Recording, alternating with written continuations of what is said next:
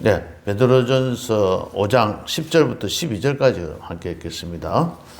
모든 은혜의 하나님 곧 그리스도 안에서 너희를 부르사 자기의 영원한 영광에 들어가게 하시니가 잠깐 고난을 당한 너희를 친히 온전하게 하시며 굳건하게 하시며 강하게 하시며 털을 견고하게 하시리라.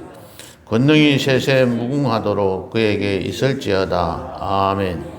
내가 신실한 행제로 아는 실로안으로 말미암아 너희에게 간단히 써서 권하고 이것이 하나님의 참된 은혜임을 증언하노니 너희는 이 은혜에 굳게 서라. 아멘.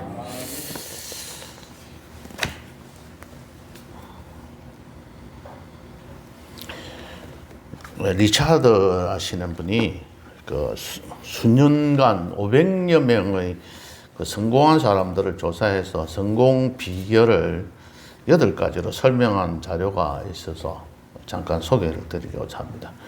첫 번째는 열정을 가져야 된다. 성공한 사람은 좋아서 일을 하지만 돈 때문에 일을 하는 것이 아니고 그 자신이 하고 있는 일을 그 열정을 다해서 섬기다 보면은 돈은 따라오게 된다. 그래서 열정을 가져라. 두 번째는 노력하는 것이다. 성공한 사람은 열심히 노력한다. 노력하면 성공한다고 해서 그래서 정말 즐겁게 일했다고 합니다. 세 번째는 자신이 잘하는 것을 하는 것이다. 못하는 것을 찾기보다도 자기가 잘하는 것이 무엇인지를 찾아서 장점을 살리는 것이 좋다. 네 번째는 집중을 해야 된다. 성공하기 위해서는 한 가지 목표를 생각하고 그것을 이루기 위해서 집중해야 된다. 다섯 번째는 잘할 수 있게 될 때까지 자꾸 자신을 다그치라는 겁니다. 예, 신체적으로, 정신적으로 그 설정한 목표를 향해서 노력하도록 자꾸 다그치고, 소심함과 자기 회의를 통해서 자기 긍지를 몰아넣어 가야 된다. 그렇게 말합니다. 여섯 번째는 봉사하는 사람이 되어야 한다. 남에게 좋은 것을 함께 나누는 그런 걸 말합니다. 일곱 번째는 자신만의 아이디어를 생각해내는 것이다. 여덟 번째는 인내하는 것이다. 그럼 여러 가지들이 많이 있는데 사람들이 이 땅에서 성공을 한다. 어떻게 보면 복된 길로 갈 수 있는 방법이 이것보다는 내가 받은 은혜가 무엇인가? 다른 사람이 나에게 베풀어 주신 은혜가 무엇인가? 내가 무슨 도움을 받았는가? 이것을 정확하게 인지하는 것에 있다고 생각합니다. 성공하는 사람은 내가 매일 남에게서 무엇을 받았는지를 깊이 생각해 보고 그 받은 것을 정확하게 파악할 줄 아는 사람이 이게 성공하는 사람이다 하고 봅니다. 남에게 베품을 받았는데도 자기는 도움을 받았는지 전혀 알지 못하고 나는 늘 왜 만나는 사람마다 좋지 못한 사람들 만나고 나는 남으로부터 도움을 받지 못하고 살아가는가. 이렇게 탄식하면서 살아가는 사람들도 참 많이 있어요. 그리고 자기가 좀 뭔가 가지고 있는 거는 자기가 잘해서 이루어졌다고 생각을 하는 거예요. 자만심을 가지는 겁니다. 자, 그러다 보니까 이게 조그만 일에 넘어집니다. 그리고 남을 불평하게 되고 또 원망하게 되고 비방하는 자리에까지 이르게 되는 것이죠. 우리는 이 땅에서 살아가면서 남의 도움을 받고 살아갑니다. 어릴 때는 부모님의 도움을 받고 살았고 그런데 이 자녀들이 크고 나면은 부모가 나한테 뭐 해준 게 뭐 있냐고 나는 흙수저로 태어났고 금수저로 태어난 사람들 부러워하고 나는 힘들었다고 내가 내만큼 힘든 사람이 있었을까 이렇게 생각하고 말하는 사람들이 참 많이 있어요. 거기에 비하면 저는 그렇게까지 힘들게 살지는 않아서 사실상 크게 힘든 사람들이 그 사정을 잘 이해를 못합니다. 네, 부모님이 그렇게 가난하게 산 것도 아니고 그렇다고 부하게 산 것도 아니고 밥을 먹고 살았으니까 그렇게 힘들게 살았던 것도 없었고 나름 순조롭게 이루어져 살았습니다. 그래서 그런 사람들의 입장을 잘 이해를 못합니다. 하지만 우리들이 살면서 내가 받은 은혜가 무엇인지를 함께 인식하는 것과 함께 그다음 더 중요한 것은 거기에 대한 리액션, 보답하는 겁니다. 반응을 어떻게 보이느냐가 굉장히 중요하다고 봅니다. 직장 생활을 하거나 어느 사회든지 간에 항상 상사나 만나는 사람한테 감사합니다, 고맙습니다 이런 말이 끊어지지 않는 사람은 치고 실패하는 사람은 없습니다. 늘 고맙습니다, 감사합니다라는 말이 입에 달려 있고 항상 고마워할 줄 알아야 되는데 이 사람들이 보면 좀 건방지고 좀 이 사람들과 인간관계가 좋지 않은 사람들 보면 모두 다 자기가 했다고 생각해요. 네, 모든 것을 자기의 탓으로 돌리는 거죠. 그러면은 잘못한 것도 자기 탓으로 돌리면 되는데 잘못한 거는 전부 다 조상 탓입니다. 남 탓 돌리고 자기가 받은 것에 대해서 감사할 줄 모르는 그런 사람들은 이 사람들과의 관계에서 인간관계에서도 옳게 인정을 받지를 못하는 거예요. 그 사람하고 만나기를 싫어하는데 그럼 그런 사람이 성공하기가 어렵다는 거죠. 은혜를 베푼 자에게 보답하는 현명한 방법이 무엇일지 고민한 후에 그 적절한 방법을 선택해서 잘 표현하는 사람들이 성공한다고 생각합니다. 은혜에 대한 보답, 감사하는 방법은 여러 가지가 있습니다. 근데 꼭 어떤 물질로 해야 된다고 생각하니까 그게 아까워서 또 못하는 사람들도 있는데 그 외에 물질이 아니더라도 돈 안 드는 입으로만 가지고도 얼마든지 감사의 표현을 할 수가 있습니다. 그래서 우리가 그 말을 립서비스라고 이야기도 합니다. 기도할 때 하나님 앞에 기도하면서 감사하는 그 기도가 감사한 건 돈이 아까워서 돈을 드리지 못해도 내가 기도할 때 감사합니다라고 기도할 줄 알아야 되는 거예요. 이 말로서는 얼마든지 할 수 있잖아요. 그래서 하나님 앞에 감사를 이 기도가 무엇을 간구하고 구하는 기도보다는 하나님 늘 감사합니다. 내 생각해 보니까 참 이것도 감사하고 저것도 감사합니다 하고 감사의 기도만 하나님 앞에 드리는 자들을 하나님께서 가장 기뻐하신다고 생각합니다. 근데 사람들은 잘 그렇지 않아요. 감사 기도는 짧게 한두 줄 하고 끝내버리는 경우가 참 많아요. 하라고 이야기를 하면 그래요. 제가 경험을 해본 경우는 오늘은 감사만 기도하고 가자. 새벽 기도 때 오늘은 감사만 하자. 절대로 내가 뭐 달라고 말하지 말고 감사만 기도하자. 이런 마음을 각오를 딱 하고 한번 해봤던 적이 있습니다. 한 1, 2분도 지나지를 않아서 제 눈에서 눈물밖에 안 흐르더라고요. 모든 것이 그냥 고맙고 감사하고 좋더라고요. 그래서 그날은 그야말로 그냥 울다가 갔습니다. 왜? 다 좋았어. 막. 그야말로 감사한 거죠. 이런 감사의 그 기도와 감사의 재단을 하나님께서는 가장 기쁘게 받으시는데 알면서도 잘 이렇게 못하는 경우가 참 많이 있어요. 우리의 삶 속에서. 그래서 은혜의 방법에 그 다음에 저 중요한 것은 감사해 하는 마음입니다. 입으로 밖으로 표현하는 것은 속으로는 감사한 마음이 전혀 없어도 감사해야 되니까 억지로 그냥 말로서 또는 어떤 물질로 남에게 베풀기도 합니다. 그러나 가장 중요한 것은 그의 마음가짐입니다. 그리고 사고방식입니다. 늘 이 사고방식이 틀에 갖추어져 있어야 되는데 그렇지 못하면 늘 마음이 괴롭고 힘듭니다. 제대로 알고 순종하면서 살아가는 것이 가장 필요하다고 봅니다. 이거는 사람들과의 관계뿐만 아니라 하나님과 우리의 관계에서도 마찬가지로 이 은혜를 제대로 알고 은혜에 대해서 제대로 보답할 줄 아는 사람이 하나님께서 가장 기뻐하신다는 거예요. 은혜는 그저 값없이 주는 겁니다. 값없이 받는 거예요. 내가 돈을 지불하고 사는 것은 그냥 물건이나 나의 돈은 어떤 대가를 지불하고 받는 건 은혜가 아닙니다. 대가를 지불하지 않았는데도 주시는 것이 은혜입니다. 그런데 받는 사람은 그냥 공짜로 아무 생각 없이 받는데 주는 사람은 엄청난 대가를 지불하고 그것을 사는 거예요. 어떤 집에 어떤 물건을 갖다 준다든지 뭘 갖다 그 집에다가 베풀어주고 물건을 이렇게 감사합니다 하고 자, 이거 같이 드세요 하고 주지만 받는 사람은 그냥 공짜로 받는데 사실상 그걸 주는 사람, 준비하는 사람은 돈도 들고 또 시간도 들고 자기의 모든 어떤 그 마음이 그 속에 이렇게 담겨져 있는 거잖아요. 그런 것들에 대해서 내가 빨리 받아들이고 감사할 줄 알아야 되는 겁니다. 성경에서 말하는 은혜에는 두 가지가 있습니다. 첫 번째는 일반 은혜가 있습니다.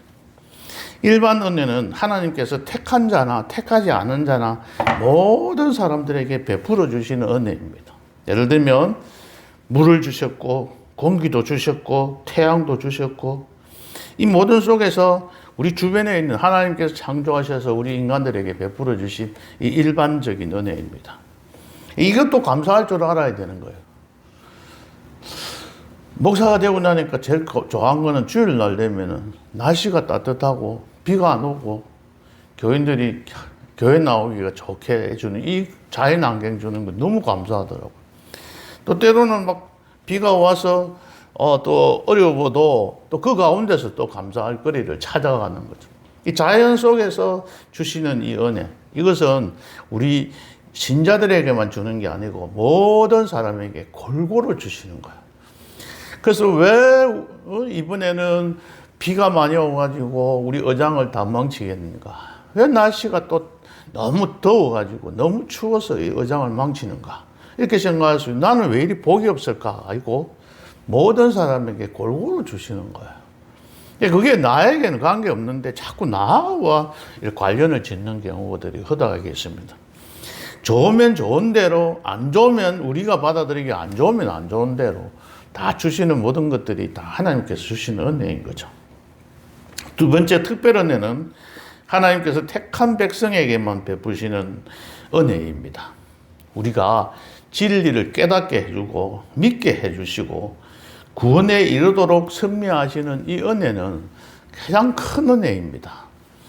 예수를 아무리 믿어도 은혜가 무엇인지 전혀 깨닫지를 못하고 믿어지지 않는 것도 이것도 참 어려움입니다. 그런데 이 말씀을 들을 때마다 감사하고 들을 때마다 정말 감사합니다 하고 이 입술에서 이런 우리의 열매가 나오고 하나님이 믿어지고 깨달으시고 성경을 볼 때마다 막 기뻐서 이 말씀을 깨닫고 난 뒤에 이 말씀이 나에게 주시는 그 은혜가 너무 크다고 생각하고 구원에 이르도록 해주시는 그 하나님께 감사한다는 이것이 또 그렇게 받을 수 있다는 것은 엄청난 큰 은혜입니다.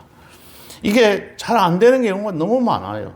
그래서 우리가 기도할 때마다 하나님의 말씀을 들을 때마다 하나님 내가 이 말씀을 잘 듣고 은혜롭게 잘 섬기게 해달라고 기도해야 되는 거예요. 베드로전서 1장 13절 오늘 우리 베드로전서 5장을 보셨잖아요. 그죠? 1장을 한번 보시면 말씀들을 좀 더 이해하기가 쉽습니다.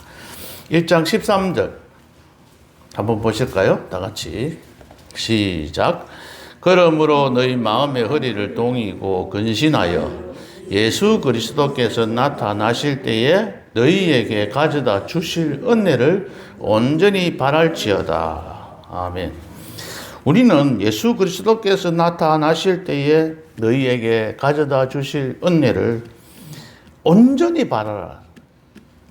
대체 제일 중요한 거는 이 땅에서 살아가는 여러 가지 은혜들이 있지만 예수 그리스도께서 새로 강림하실 때, 재림하실 때, 또 이 땅에 오실 때에 우리에게 주실 그 은혜가 무엇인지를 생각하고 그것을 바라라는 거죠. 특별 은혜를 받은 우리 성도들은 예수 그리스도를 본 일이 없으면서 오늘 1장 8절에 보시면 이 말씀을 하고 있습니다. 본 일이 없으면서도 사랑하며 예수 그리스도를 보지도 않았는데도 사랑하고 지금 그를 볼 수 없으면서도 믿으며 말로 다 표현할 수 없는 영광과 즐거움을 바라보면서 기뻐하면서 살아가고 있다고 말하고 있습니다. 우리 예수 믿는 사람들은 이런 복을 받고 살아가는 거예요. 예수님을 언제 본 일이 없어요. 그런데 예수님을 사랑해요. 그죠? 우리 마음속에. 또 예수님을 볼 수도 없지만은 예수님 앞으로 지금도 우리가 볼 수 없지만 예수님이 계시는 것을 믿고 그 예수님께서 우리를 보호하시고 우리를 인도하시고 그 여호와 하나님께서 우리를 위해서 필요한 것을 부족한 것을 채워주시면서 우리들이 이 땅에서 살아갈 수 있게 해주심을 감사하면서 즐거워하면서 기뻐하면서 살아갈 수 있도록 해주신 거예요. 왜냐하면 오늘 1장 9절에 답이 있는데 믿음의 결국 곧 영혼의 구원을 받음이라. 우리는 영혼의 구원을 받았다는 거예요. 우리들이 믿는 목적이 영혼을 구원함입니다. 이 땅에서 하나님의 나라는 한번 외워볼까요? 하나님의 나라는 시작.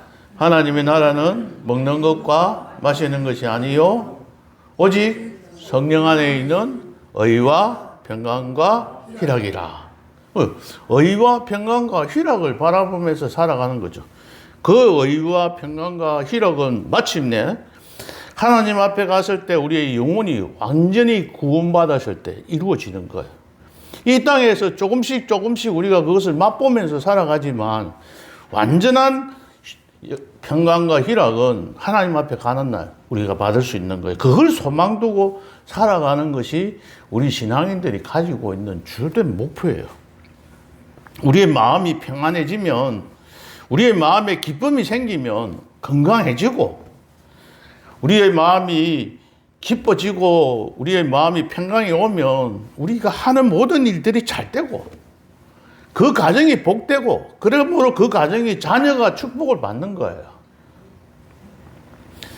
하나님 앞에서 먹는 것, 마시는 것 때문에 스트레스 받고 찌지고 볶고 살면 자식들이 그거 보면 그 자식들이 앞날이 잘 될 수가 없는 거잖아요. 이 가정에 오니까는 뭐 부모님이 다 마음이 편안하게, 그럼 뭐 항상 웃는 웃음꽃이 피고, 그래 될 때 하나님께서 주시는 축복이 자녀의 축복이고, 그게 이루어지는 그 가정이 모든 것이 잘 되게 되어 있어요. 그러면은 우리가 먼저 구해야 될 것은 그쪽이라.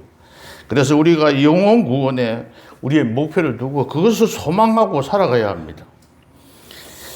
이 땅에서 우리가 부르심을 받은 그리스도인들은 신앙생활을 해가는 가운데 이렇게 될 때 시험을 만나게 됩니다. 어려움을 만나게 됩니다. 이거는 당연히 만나는 거예요. 내가 예수 믿었는데 왜 내한테 힘들고 어렵나? 왜 하나님마다 뭐 잘 안 되느냐? 잘 안 되게 되어 있어요. 이 땅에서 살아가는 이 모든 것들은 그게 보면 하나의 원칙이고 원리입니다. 그게 하나님께서 우리에게 만들어준 자연 법칙입니다. 모든 것이 내가 원하는 대로 잘 되는 것은 아니다는 거죠. 그래서 집사님한테, 정지사님한테 제가 집사님이 물었습니다. 요즘에 날이 뭐 그래가지고 가지비도 값도 떨어지고 또 굴값도 떨어지고 이러는데 아이고 그거 짭니까? 이랬더니 집사님 하시는 말씀이 그걸 초월할 수 없으면 사업을 못 한다는 거죠. 예. 잘 될 때도 있고 못 될 때도 있고 그렇다고 생각해 그냥 받아들여야 되지. 아이고 내가 원래 해보는데 농사가 지었는데 이게 하나도 뭐 되는 게 없어. 그걸 자꾸 신경 쓰고 이래 살면 그거 안 된다는 거예요. 그걸 좀 초월하고 뛰어넘을 수 있어야 된다. 그게 우리들이 살아가는데 생기는 일들이에요. 원래는 잘 될 수도 있고 안 될 수도 있고 또 막 힘들 수도 있고 폐농이 돼가지고 뭐 거의 뭐 밥도 못 먹는 그런 지경도 갈 수도 있고 이게 사는 이치란 말이에요. 살아가는 이 방법이 이 모든 하나님께서 주시는 어떤 원리 그 삶이라는 거죠. 그래서 그걸 그렇게 생각하는 것들을 우리의 마음이 어떻게 생각하느냐가 달라진다. 어려움을 통해서도 하나님께서 주신 복이 있다는 걸 우리가 생각한다면 그 어려움도 우리에게 은혜란 말이에요. 그 어려움을 은혜라고 생각하지 않고 힘들고 괴로운 것으로 자꾸 생각하니 나의 삶이 재미가 없는 거야. 나의 마음도 편하지도 않고 자꾸 힘들어지게 되는 겁니다. 그런데 성경 말씀은 계속해서 이런 말씀을 합니다. 1장 6절에 보면은 그것으로 말미암아 잠깐 근심하게 될 수밖에 없지만 오히려 크게 기뻐하며 살아가야 한다고 말하고 있습니다. 그리고 1장 7절에서는 계속해서 우리가 이 땅에 귀하게 여기는 금은 불로 연단하면 없어져 버려요. 불로 막 되게 강한 불로 하면 이거는 없어지죠. 그러나 우리의 신앙은 불과 같은 시험을 당해도 없어지지 아니한 믿음을 가지고 있는 거예요. 왜? 그리스도께서 강림하실 때 칭찬과 영광과 존귀를 얻게 하기 위해서 우리에게는 이런 불 같은 연단을 주신다는 거예요. 그냥 칭찬 듣는 게 아니고 이 땅에서 우리가 자녀들이나 우리 주변에 있는 사람들이 칭찬할 때 어떨 때 합니까? 아이고 힘들고 그 어려워도 그 모든 것을 견디고 참고 마침내 이루어내는 걸 보고 그래 너 잘했다 이렇게 칭찬하잖아요. 그런데 평탄하게 아무 어려움도 없이 힘든 일도 없이 편안하게 살아가는 사람 보고 잘했다 이렇게 칭찬하는 일이 없단 말이에요. 이 땅에서 하나님께서 주신 원리가 바로 불로 연단하는 이러한 시험들이 분명하게 있다는 거예요. 왜? 잘되게 하려고. 너희들에게 더 큰 복을 주려고 이런 과정을 거치게 하시는 거라. 부부관계 살아가는 경우에서도 그렇고 자녀들과의 관계에서도 그렇고 직장이나 우리가 하고 있는 모든 일에 있어서도 이런 힘든 일을 주시는 그 이유는 더 잘되게 하기 위한 것이 과정이다. 그런 마음을 우리가 받아들인다면 우리의 삶이 달라질 수 있는 더더욱 더 중요한 것은 5장 10절에 나와 있는 말씀, 오늘 읽었던 본문에 나와 있는 말씀처럼 우리는 영원한 영광에 들어가게 되기 때문에 이 땅에서 있는 이 모든 것들은 아무 의미가 없다는 거예요. 오늘 예배 시작하기 전에 전도서 3장 11절 말씀을 제가 읽었습니다. 하나님이 모든 것을 지으시되 때를 따라 아름답게 하셨고 또 사람들에게는 무엇을 주셨다고 했습니까? 영원을 사모하는 마음을 주셨다고 했습니다. 하나님은 이 땅을 창조하시고 섭리하는 이 세상 속에서 여러 가지들이 다 가치로운 것이고 다 좋은 것이지만 이 땅에 있는 것 가지고는 만족할 수가 없는 거예요. 왜? 일시적인 것이기 때문에. 이것은 얼마 있다가 다 사라질 것이기 때문에.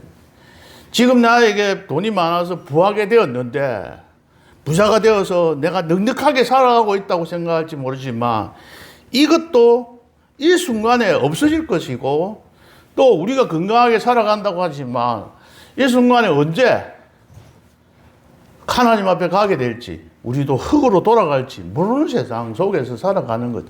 일시적인 삶밖에 없습니다.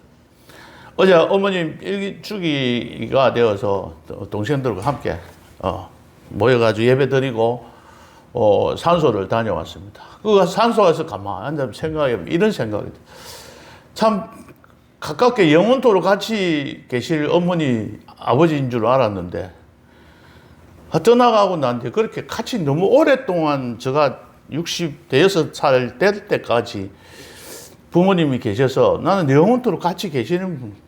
근데 떠나시고 나니까 왜 그리 자리가 허전한지 모르겠어요. 같이 영원토록 함께 하실 거라고 생각했는데 언제 우리가 사라질지 모르는 삶을 우리가 살아가고 있는 거잖아요.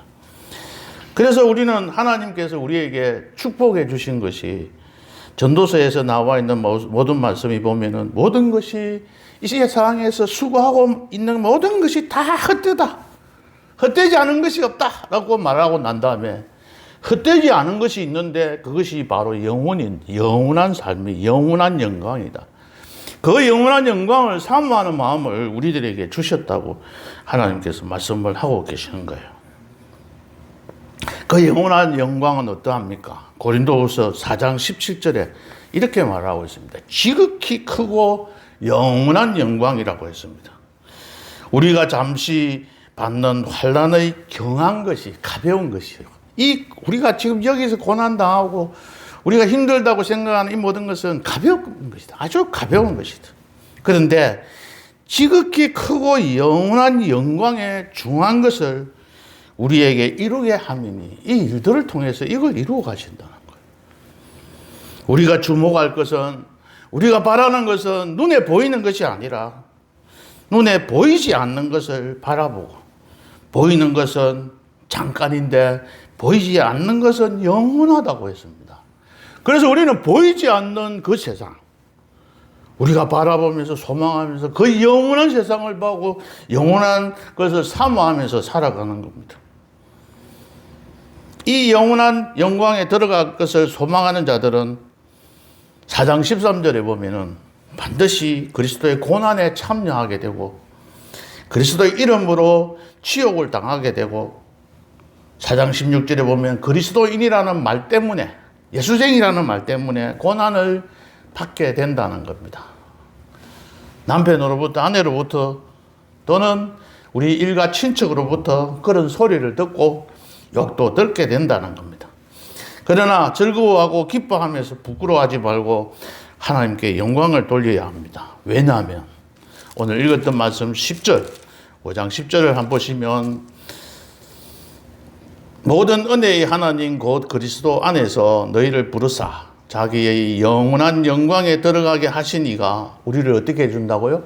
잠깐 고난을 당한 너희를, 잠깐 고난당한 이 세상에서 잠깐 고난당한 너희들을 영원한 나라에 부르신 다음에 어떻게 한다고요? 온전하게 하시고. 이 온전하게 한다는 말은 무슨 말이냐면 여러분들 바닷가에서 그물을 가지고 그물을 이렇게 던지시잖아요. 그물 잡고 고기를 잡습니다. 고기를 잡고 나면 그물이 막 상하죠. 온전하게 깨끗하게 다 안 있어요. 터지고 배도 막 터지고 뭐 이런 것들이 있을 수 있습니다. 그래서 그 상처를 싸매어 가지고 완전하게 새로 고쳐준다 하는 말이에요. 이 땅에서 예수 믿는 일 때문에 힘들고 어려워서 마음이 상하고 찢어지고 또 때로는 육신의 고난을 당해서 팔이 뭐 잘려나오고 옛날에 네로 시대 때에 그들이 당해서 사자의 밥이 되고 그들이 불로 화형을 당해서 처형을 당하지만 그 몸을 하나님께서는 너희들을 부르셔서 온전하게 고쳐주신다는 거예요. 그리고 굳건하게 하시고 강하게 하시고 털을 견고하게 해 주실 것이기 때문에 우리는 이 땅에서 살아가는 이것이 아무렇고 부족하고 이것이 뭐 우리에게 여기에 연연할 필요가 없다는 겁니다. 여기서 잠깐이라는 것은 우리들의 입장에서 보면은 잠깐이 아닙니다. 결코 가볍거나 짧은 시간이 아닙니다. 일평생이 될 수도 있습니다. 그러나 하나님 나라에 가서 영원한 영광을 받을 그것에 비하면은 이것은 아주 작은, 좁은, 짧은 시간에 불과하다는 거죠. 그렇기 때문에 이 땅에서 살아가는 날 동안 우리가 힘들고 어렵다 하더라도 그것을 이겨낼 수 있는 거예요. 이게 아무것도 아닌 겁니다. 장차 우리가 누리게 될 그 영광은 영원한 것이고 현재 잠시 누리는 이 고난과는 좋게 비교할 수도 없는 것이기 때문에 우리는 이 땅에서 살아가고 있는 이 모든 것들을 다 이겨내고 견뎌나갈 수가 있는 겁니다. 오늘 12절에 이런 말씀을 합니다. 중간에 보면은 이것이 하나님의 참된 은혜요. 이것이 너희에게 하나님 앞에서 참된 하나님이 주시는 참된 은혜라고 했습니다. 참된 은혜라는 말은 제일 최고의 은혜라는 말. 이 세상에 이거보다 더 좋은 은혜가 없다. 최상급입니다. 최고의 은혜가 바로 우리에게 주시는 영원한 영광의 자리에까지 나아가는 그것이 하나님이 주시는 가장 큰 은혜입니다. 그래서 여러분들은 그 은혜에 굳게 서야 된다는 거죠. 고난이 하나님의 은혜가 될 수밖에 없는 이유는 그 고난 가운데서 우리의 삶 속에 하나님의 보호와 인도하심이 넘쳐날 뿐만 아니라 그를 통해서 우리는 영원토록 주님과 함께 살아갈 수 있기 때문에 그것을 바라보고 살아가는 겁니다. 그것이 없으면 이 목사가 나의 퇴직하고 여기 와서 설교를 하고 이런 봉사를 할 이유가 없는 겁니다. 11조를 내고 헌금을 하나님 앞에 드리고 또 주일날 와서 밖에 나가 굴 까고 일하면 돈 많이 벌을 드릴 텐데 오늘 이 시간에 나와서 예배 드린 이 예배가 아무런 의미가 없다는 겁니다. 영원한 영광의 나라에 가서 우리의 삶이 없다면 이 시간에 우리가 예배 드리는 것이 아무 가치 있지 않는 거다. 그래서 우리는 보다 가치로운 것을 바라보고 살아가는 사람들입니다. 그래서 여기서 성경 말씀에 보면은 이 은혜에 굳게 서라고 했습니다. 흔들리지 말라고 했습니다. 굳게 서라 이 말은 흔들리고 넘어지고 바람이 불면 일이 흔들리고 또 조금만 일이 있으면 마음이 변하고 상처를 입고 아이고 막 교회 가본들 별 재미도 없고 이런 마음들로 갖고 있지 말고 굳게 서라고 이 신앙을 가지고 이 신앙에 이 은혜에 이 참된 하나님의 참된 은혜 가운데 굳게 서 있는 사람들은 아무리 큰 고난이 닥치고 불시험이 닥치고 이 용광로와 같은 뜨거운 물이 오더라도 내 사지가 비틀어지는 한이 있더라도 주를 포기하지 않고 하나님을 섬기면서 나오고 그 가운데서 기쁨을 찾는 거예요. 이게 있는 사람들은 아무리 주변에서 너 교회 나가지 말라고 해도 흔들리지 않고 꿋꿋하게 하나님 앞에 나아가서 엎드릴 수가 있는 거예요. 이 신앙이 얼마나 중요하고 가장 큰 은혜인데 이 은혜를 사모하지 않고 먹고 사는 거, 힘든 거, 내 자녀가 어떻게 되는가, 내가 그 왜 이리 아프고 이런 생각들, 왜 이리 내가 하는 길마다 뭐가 잘 안 될까 이런 생각에 자꾸 쌓여본들, 골머리 알아본들 나만 피곤할 수밖에 없는 하나님, 그러나 나는 하나님 앞에 가서 영원토록 살 것이니까 하나님 이 땅에 좀 힘들어도 내가 참고 견딜 수 있는 하나님 힘을 주실 줄 믿습니다 하고 하나님 앞에 기도하고 하나님 앞에 살아가는 거예요. 그래서 이런 사람들 어떻게 살아가야 할까요? 베드로전서 4장 19절 한번 찾아보십시오. 성경에 보시면 베드로전서 4장 19절 보세요. 그러므로 하나님의 뜻대로 고난을 받는 자들은 하나님의 고난을 받는 사람들 어떻게 살아가야 되는가?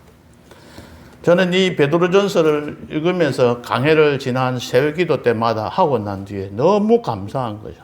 이런 신앙 하나님 주십시오. 하나님의 뜻대로 고난을 받는 자들은 어떻게 하라고요? 첫 번째, 선을 행하는 가운데서 그래도 선을 행하래요. 내가 힘들어도 고난을 당해도 내가 해야 될 일이 선을 행해야 되는 거예요. 선행을 하라는 거예요.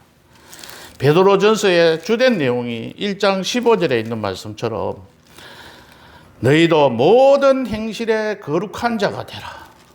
선행을 행하는 거룩한 자로서 살아가야 합니다. 그리고 그 영혼을 미쁘신 창조주께 의탁할지어다. 이게 무슨 말인지 아시겠습니까? 이 어디에서 나오는 말씀인지요? 예수님이 십자가에서 운명하실 때 하나님께 자신의 영혼을 맡기신 것입니다. 그때 뭐라고 말씀하셨습니까? 내 영혼을 아버지 손에 부탁하나이다. 그러면서 십자가에서 돌아가신 거예요. 어제도 누구하고 이야기하면서 그 이야기를 했어요. 예수님이 십자가에서 매달려 이래 있다가 십자가 피를 흘리면서 이래 있어요. 도저히 못 참겠어요. 저 옆에 나를 갖다가 욕하고 비난하고 나를 어떻게 예수여 네가 뭐 뛰어내려갖고 니를 구원해봐라 이 소리를 듣고 있으면서 열 나는 거예요. 저는 가서 그만 막 한 방 때리고 주고 다시 올라가고 못 밖에 있으면 안 될까 이런 생각들을 해보잖아요. 그죠? 근데 그때 예수님 내려가지고 도저히 못 참겠다가 내려가고 너 이제 뭐라 그랬어 나보고 하고 따지고 그랬다면 어떻게 될까요? 하나님의 구속 사업은 끝나버리는 거잖아요. 여러분들이 속 상한 일이 있더라도 내가 도저히 지금 못 참겠다고 막 해가지고 한마디 요거는 해도 이 욕은 내가 해도 안 되겠나 이런 생각이 들더라도 참아야 돼. 그걸 안 참고 내가 그 순간적으로 나를 용서하고 나 한마디 하고 나면은 그 파장이 그걸 듣는 사람이 당사자도 그렇지만 그 소리를 듣는 주변에 있는 모든 사람들이 그 사람에 대해서 어떤 평가를 하시겠냐고. 이것도 참아야 되는 거. 왜? 영원한 영광의 나라에 들어갈 사람들이 당하는 고난이라고 생각해야 되는 거예요. 그 마지막에 십자가상에서 하나님 내 영혼을 아버지 손에 부탁하나이다 하고 돌아가셨잖아요. 그 소리하고 돌아갔어요. 멍청한 사람 아닙니까? 예수님은. 그리고 스데반 집사는 순교 직전에 자신의 영혼에 하나님 앞에 어떻게 했습니까? 뭐라고 이야기했습니까? 주 예수여 내 영혼을 받으시옵소서 하고 숨지니라 하고 했습니다. 그때 하늘에서 주님이 위로 내려다보고 그의 영혼을 받으셨다는 걸 우리가 듣고 알고 성경 말씀을 통해서 알고 있습니다. 이때 하시는 말씀이에요. 그래서 주기철 목사님은 마지막 산정행교회에서 마지막 설교를 하신 5가지 기도 제목을 가지고 설교를 하시는데, 첫 번째, 사망의 권세를 이기게 하여 주옵소서. 두 번째, 오랜 고난을 잘 견디게 하옵소서. 이 고난이 떠나가기를 기도한 게 아니고 하나님 이 고난을 잘 견디게 해 주십시오. 그리고 세 번째는 어머니와 처자와 교우를 주님께 부탁하나이다. 네 번째, 의에 살다가 의에 죽게 하여 주옵소서. 마지막 5번째 기도가 내 영혼을 주님께 부탁합니다 하고 모든 말씀을 마치신 거예요. 오 주님 예수여 내 영혼을 주님께 부탁하나이다. 십자가를 붙들고 쓰러질 때 내 영혼을 받으시옵소서. 혹여 옥중에서나 사형장에서나 내 목숨이 끊어질 때 내 영혼을 받으시옵소서. 아버지의 집은 나의 집이고 아버지의 나라가 나의 고향이로소이다. 더러운 땅을 밟던 내 발을 씻어서 나로 하여금 하늘나라 황금길을 걷게 하시옵고 죄악 세상에서 부대끼던 나를 깨끗게 하사 영광의 존전에 서게 하옵소서. 내 영혼을 주님께 부탁하나이다. 받아주소서. 받아주소서. 아멘. 할렐루야. 할렐루야. 오 주여 영광 받으옵소서. 이 터질 것 같은 벅찬 기쁨을 주신 주님께 모두 감사의 박수로 영광을 돌립시다 하면서 마지막 설교를 하고 그는 묵묵히 순교의 자리로 나아갔던 겁니다. 우리에게 닥치는 어려움이나 우리에게 당하는 환난이 온다 할지라도, 주님께서 주신 고난이라 할지라도 우리가 힘들어하는 가운데서 선을 행하시고 그 가운데서 우리가 마지막 주님 앞에 가는 날 하나님 나의 영혼을 미쁘신 창조주께 의탁하나이다 하고 기도하며 주님 앞에 나아가시는 그런 성도인들 되시길 바랍니다. 말씀을 마무리 짓고자 합니다. 오늘 13절에 보시면 그런 사람들을 14절에 보시면 그런 사람들을 그리스도 안에 있는 자라고 했습니다. 이런 마음을 갖고 있는 사람을 하나님께서는 그리스도 안에 있는 자라고 했습니다. 그런 자에게 하나님께서는 그런 모든 사람들에게 평강을 주십니다. 십자가에서 화형을 당하고 사자의 밥이 되어가는 그들의 마음속에 하나님께서 그들을 주 안에서 그들의 마음을 평안을 주셨기에 그들은 사형장에서 끌려가면서도 찬송을 부르면서 웃으면서 하나님을 높이면서 그들은 사자의 밥이 되었고 그들은 목숨을 바치면서 거의 하나님을 부인하지 않는 그런 자리에까지 갔습니다. 이렇게 되고 이런 자리에까지 나아가게 하시는 것이 하나님의 참된 은혜입니다. 이 참된 은혜를 모두 맛보시면서 주님 앞에 가는 날, 그날 우리 여기 계신 모든 성도님들이 함께 주를 높이고 그 자리에서 하나님과 함께 살아가는 영원토록 영원한 영광을 맛보며 살아가는 복된 성도님들 되시기를 예수님의 이름으로 축복합니다. 하나님 아버지, 하나님의 참된 은혜가 무엇인지를 우리가 오늘 말씀을 통해서 살폈습니다. 이 땅에서 살아가는 날 동안 우리 참된 은혜를 받고 살아가는 저희들은 고난을 당하기도 하고 힘들고 어려운 그 상황에 처해 있기도 합니다. 그러나 그 고난을 받을 때마다 기뻐하고 즐거워하며 주 하나님께 더 찬송하며 주를 높이며 살아가는 우리의 삶이 되도록 축복하여 주옵소서. 예수님 이름으로 기도하옵나이다. 아멘. 다 좋은 말들입니다.